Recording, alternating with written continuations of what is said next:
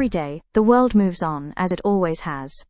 Cities wake up, work begins, and life feels familiar. But beneath that sense of normality, something is shifting. The climate is changing, and the systems we rely on, energy, food, water, cities, finance, are under pressure in ways we're only beginning to understand. These changes don't live in reports or projections, they are already shaping people, livelihoods and communities. We created the Climate Leadership Podcast so these challenges don't remain abstract or distant, but are explored through the people working inside these systems, making real decisions with real consequences, often without clear answers. This is not a space for fear, blame, or perfection. It's a space for honest conversations about what leadership looks like in a changing world. If you're listening, you're already part of that leadership. Let's begin the conversation.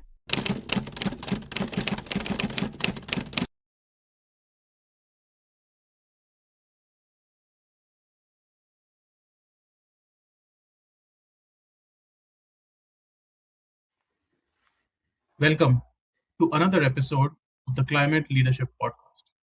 Today's episode explores a topic that is becoming impossible to ignore. Climate change is no longer just about rising temperature or extreme weather. It is increasingly shaping global stability, security, and conflict.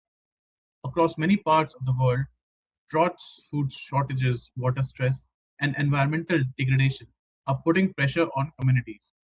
In fragile regions, this pressure can escalate into displacement, tension, or even violence. So, the question is no longer whether climate change affects the planet. The real question is whether it is already reshaping global conflicts. To help us understand this complex and urgent issue, we are joined today by Mr. Christophe Hodder. Christophe works at the intersection of climate, security, and peace building. He has extensive experience working in fragile states and advising on how climate risk impacts stability and conflict. In this conversation, we will explore whether climate change is becoming a driver of conflict, what risk the world is underestimating, and what can be done to prevent future crises. Thank you, Christophe, for joining me today. Thank you for having me. It's a real pleasure. Looking forward to our conversation. Yes, so let's get started. To begin, when we say climate wars, what does that actually mean in real world terms?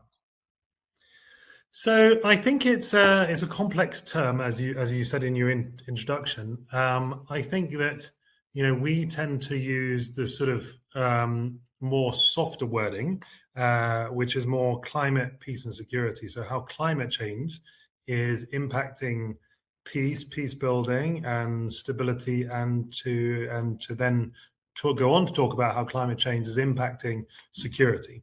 And this is both from the sort of harder side security, from the sort of, as you were saying, geopolitical, military security, to more of the softer security around human security, water security, environmental security. So really, that's what we look at. And so we don't really, in my field at least, we don't really use the term climate wars.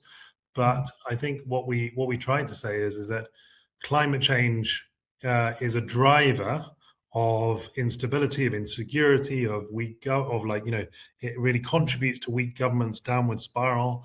It contributes also to this sort of softer and harder side of security as well.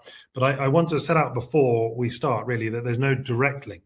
So there's no actual link that says climate change causes war. Right. So I think it's really important that we say that is not in all the evidence that I've seen, everything, there's nothing that directly links climate change and war. But what we can say is climate change is a driver. It's we call a threat multiplier, or a sort of a part of how instability, insecurity, conflict, violence, as you were saying, how is that all coming together? Right. Okay. So from your experience, how is climate change already influences conflict in fragile regions? Yeah, so we can see that, for example, over the last couple of years, even out of the 10 countries that have UN peacekeepers, 8 are in the top or the bottom 10 of the most fragile countries in the world. So we can already see where you have peace building or peace operations, you will also see climate vulnerability. And so I work quite a lot in Somalia. And Somalia is one of those countries where you can quite clearly see that climate change, in terms of its number of impacts. So if you compare from 1990, the previous 20 odd years, and then the current 20 years after 1990, we can see a threefold increase in the number of climate impacts. And so we can see without a doubt that the number and the frequency of climate impacts are increasing.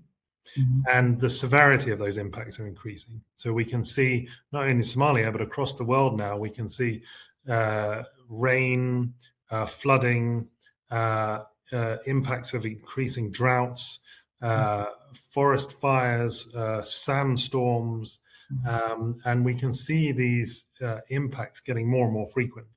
And often, and what we can see is that those impacts are actually impacting the most impactful on those countries that are vulnerable.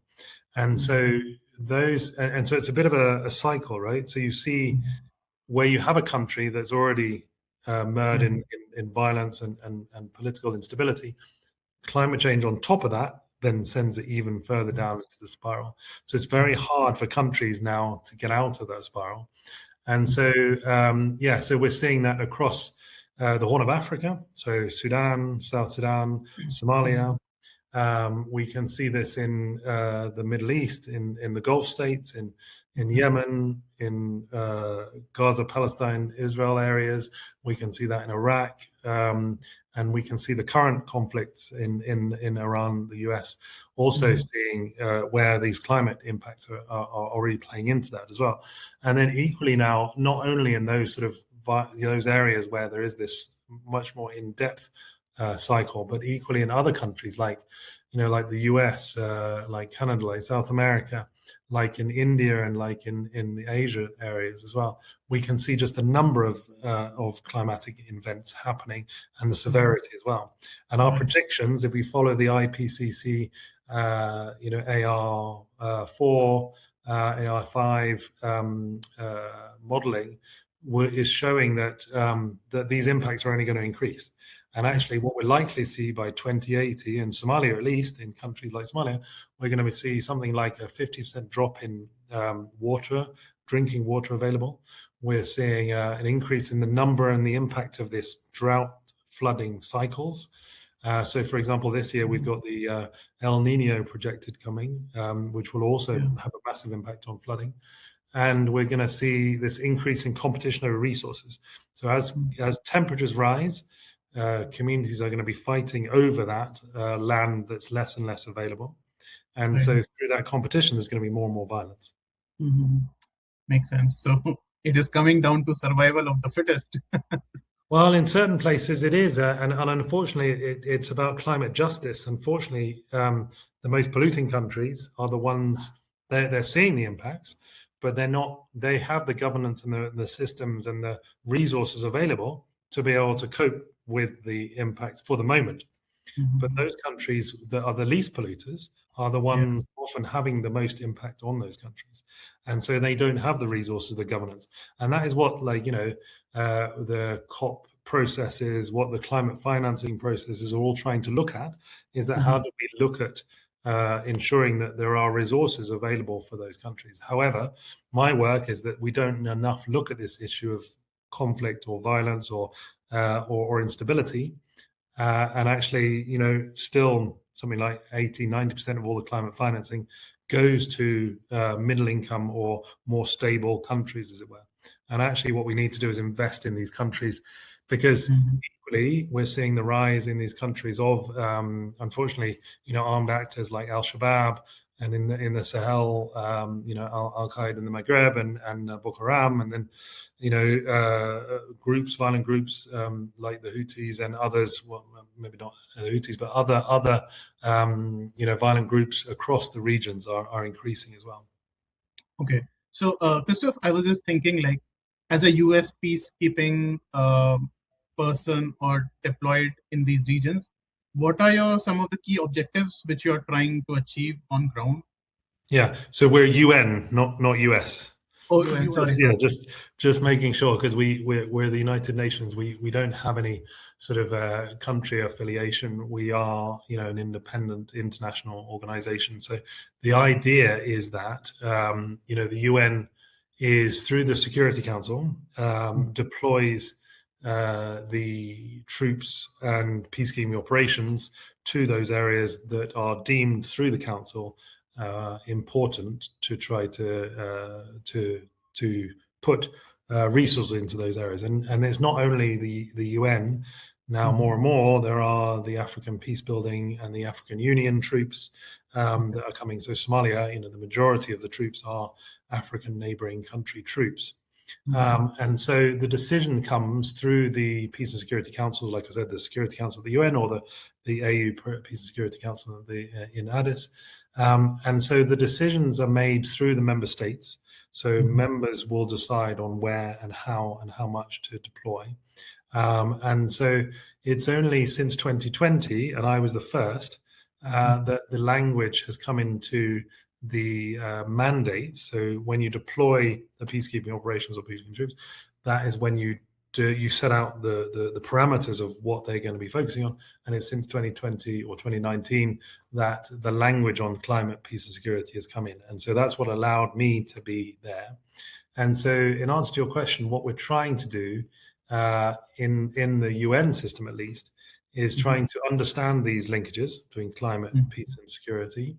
We are then also trying to coordinate and organize approaches and responses to the climate conflict cycle. We are trying to look at financing. How do we look at international financing institutions and structures to try to support those operational approaches?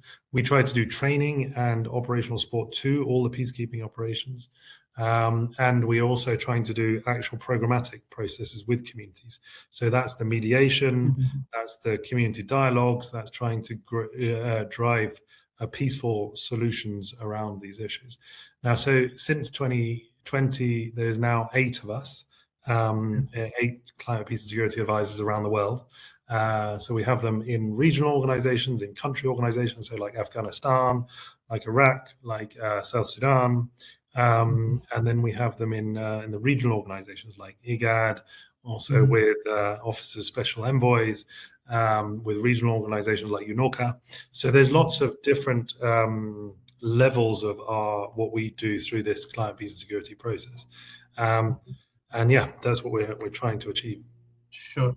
And Christophe, I was just thinking, like, when I'm talking to some of the investors or climate funds who want to invest in these regions, so they talk a lot about the risk factor, and they do a lot of research on the risks which are possible.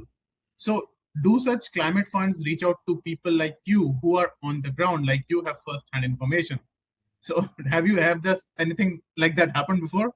Yes, absolutely. So in 2023, I was quite central to the GCF, the Green Climate Fund, having their first visit to a climate vulnerable country, or conflict affected and climate vulnerable countries. And so with that, we had Mafalda, the CEO. We had a whole team that came to Somalia. And through that, there was a lot of discussions with me around the risks, around not only the sort of security risks, but also the sort of political risks and the sort of financial risks. And so we had a lot of conversations around that. And that's what led to then the first GCF investment in a fragile and conflict event. So we got, so Somalia got 100 million as part of that to invest in this idea of agroecology and agroforestry.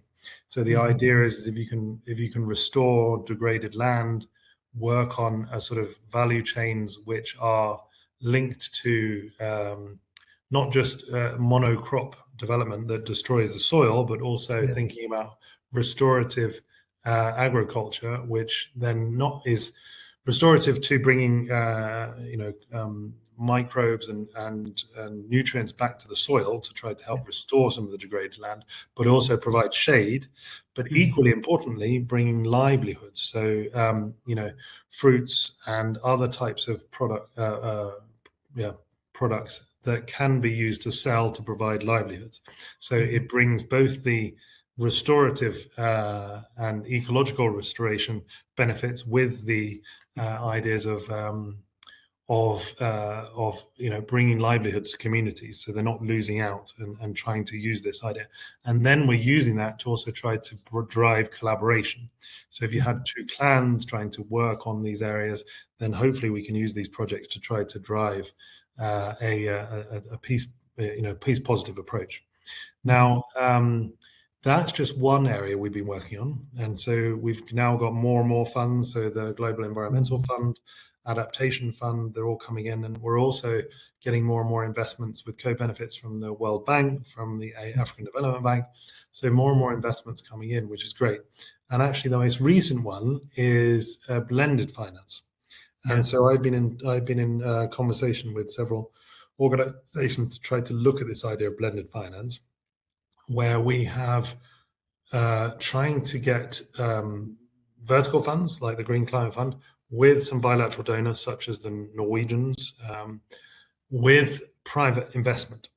And so the idea about that is that the private sector investments, their risk levels reduce, because you also have the Global Environmental Fund, you also have the bilateral donors, and you're also looking at the UN as trying to resolve some of those political risks. And so all of that is hopefully bringing a model that will really help for private investments, because actually that's what we really need. We need long-term sustainable private investments in things like energy, water. One of the big projects we're looking at is trying to do restore a big dam where we can store water in a natural reservoir. So it's an ecosystem reservoir that can bring back birds and plants and make it a protected area. But we can also make it an area where it can store water. So hopefully during the drought season, we can use that to try to help with the agricultural downstream. And so these areas really need private investors. And so really this, like you're saying, investors find it complex to invest in Somalia. However, the return and the impacts can be much greater. And that's where I think this blended finance approach really works well. Right. Okay. So, Christophe, can you share a real world example where climate stress has directly or indirectly contributed to a conflict? Yeah, absolutely. So there's many examples. So one example we worked on in Mataban, which is a small district in Hirshabelle State, and we worked on an idea where two clans, so the Habagadir and the Hawadle clans, have been fighting over water and access to grazing lands for quite a while now, and that often boils over, and it became a real hotspot of conflict. And just to go back to my original point, at no time does climate drive directly conflict. Well, in this case, it is more direct, but actually conflict between these two clans have been going on for quite a while. So historical issues of conflict we must mention that, right? So blood feuds, historical feuds, family feuds, and power feuds have been going on for quite a while. Now, what we realize is that actually the spikes in conflict happen during those times of when there's very little land available or very little available. And so what we saw was that in these communities, clans, or actually it started out with young goat or camel herders would be grazing, and they would be grazing with their Kalashnikovs. And as they were grazing, and because the grazing area was becoming smaller and more smaller, they had to then often come in contact with the other clan, and their young male herder was also having Kalashnikov, and they then ended up fighting over the land. And so if one would shoot the other, then that would then add to this spike in family historical blood feuds. And so actually what we found was that this reduction of land to grazing and reduction of access to water is actually a spike causer of violence. And so what we did was then we brought these two families. Well, we first worked with the families on either side and the communities, and we tried to understand the dynamics, tried to understand, the coping mechanisms, the spikes, what's happening when it was happening, what were the needs. And then we also did work on what is climate change, what is the future of climate change, how do people understand climate change. And then we brought the two sides together to dialogue around this idea of climate. And then we used funding from both the UN and from the diaspora. So we matched funds with diaspora funding to make it more sustainable. These projects where we did restorative land design together, water storage, grazing land restoration. And actually through doing that, we created dialogue and we created a bit more of a trust upward cycle. And this is what I mean. I think this is the important part, is that I think often this downward spiral of lack of trust, of poor governance, of conflict, climate change exacerbates that. But equally, you can use climate change as a protagonist and say, okay, let's use this together. Let's build trust. Let's try to restore the land. And actually, that's an upward cycle that leads to much more of a better outcome collectively. And that's what we're trying to do with these sort of processes. So that's one example. There's another example of Galkayo, where we asked the herders not to herd together with their Kalashnikovs. And then we got them to herd to graze in one area while we did the restoring of land in the other, and then they moved over. And then we tried to do a sort of cycle of sharing and land management. One of the big things we're seeing is that, traditionally Somalis had one of the best rangeland management, so the ability to learn and rotate crops and grazing land. But a lot of that was lost, or is being lost, through the conflict, but also through youth moving to the urban environment. So a lot of it is trying to bring back some of that traditional knowledge of where and how, and then using sort of more of this regenerative science design to try to restore some of this land as well in a much quicker way. So it's a bit more of using science plus indigenous traditional knowledge. Right. So, Christophe, I'm just thinking, like, you mentioned two clans fighting. Isn't that a government problem? Like, why is UN involved in the internal matters of a country? Like, there's no government, there's no law. What is the reason? So the government. So it's a very complex situation in Somalia. The government has been in place for quite a while now. So it's been 30 odd years of civil war. So Somalia before the civil war, was a beautiful place. I mean, it is a beautiful place. It's a stunning place. Some of the most beautiful beaches in the world. It's got the misty mountains in the north. It's got some amazing riverine area with beautiful wildlife. People think of Somalia as this sort of dry, barren area, but actually it's not. It's a very, very beautiful area. And in the 1960s, it was exporting bananas. It was this very sort of growing, brilliant state. But unfortunately, it fell into civil war, and a lot of the resources were lost. And so throughout that civil war, then the sort of armed actors came in. So Al-Shabaab, ISIS. So they've come in, and so the government has spent a lot of resources and people in terms of trying to fight those armed actors. And so the government itself has very, very little resources because they're trying to fight these these militant groups. But equally, there is this clan divide. So different clans get on, don't get on. And so that has led to sort of weak governance as well, on top of the resource problems.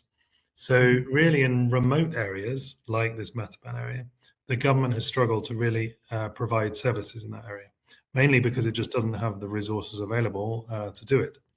And so that's what we're there as the UN to try to build structures of governance, support structures of government. And the government has made huge steps. It's really transitioning from that sort of like deep, fragile level to, they just passed the HIPC status, so the highly indebted poor countries process of the World Bank, which means they are now eligible for grants and loans. And so actually that allows them to build the financial processes in place to be able to have that governance structure. So they have made huge steps, but it's still a long way to go. And that's what the UN is there to do, to try to do the peacekeeping, the political support, the governance part, to try to help build that upward spiral so that actually the government can stand on its 2 feet, which it's doing now. Okay, understood. So, Christophe, according to you, which regions in the world are most at risk of climate-driven instability in the coming years? So I think that there's several researchers on this in terms of if you look at the most what's it called, I've forgotten the index, but there's an index for climate vulnerability, and you can sort of see which countries are the most climate vulnerable. And you can see there already a lot of the sub-Saharan countries are massively impacted. I think that the Horn of Africa is massively impacted. I think the Gulf region is also quite impacted. I think that and then I think that places like Bangladesh, northern India, Nepal area. I think that parts of China and other parts will be impacted quite heavily. And I think what it is so I would definitely have a look at those lists. But I think equally there will be other parts. So Pacific small island states. I think that Caribbean islands. I think the parts of South America, and I think really it's anywhere where there is already weaker governance systems and little resources, anywhere that has access to minerals. So I think places like the DR Congo is going to be increasingly a place where they need more and more. There's going to be more and more conflict over scarce minerals. We already see that in Sudan with the gold and the gold trade there. I think that so there's going to be any place in the world that has weaker governance, but also rich in natural resources, but equally countries that are going to be hit more with extreme weather. So that's the Sahel areas, and I think parts of India will be impacted a lot. So I think it's going to be disproportionate to the countries that are actually polluting the most as well. Okay, understood. So finally, looking ahead into the future, what gives you hope that we can reduce the risk of climate-driven conflicts? So what gives me hope is several-fold. One is there are countries internationally that are not giving up on the Paris Agreement and on the international agreements, and people are still driving the Paris Agreement and trying to make a difference. So that's one part. I think equally there are more and more philanthropists out there giving and working on this area. So I think that even though bilateral funding is reducing, I think philanthropic giving is increasing. And I think that business at a certain point will realize that they also need to make change, which I think is a great part. The move to electric vehicles, the trying to reach net zero. I think Europe, for the first time ever, was on a par with its carbon outputs to its mitigation processes. So I think that was for the first time in Europe. I think it's quite interesting. So that gives me hope.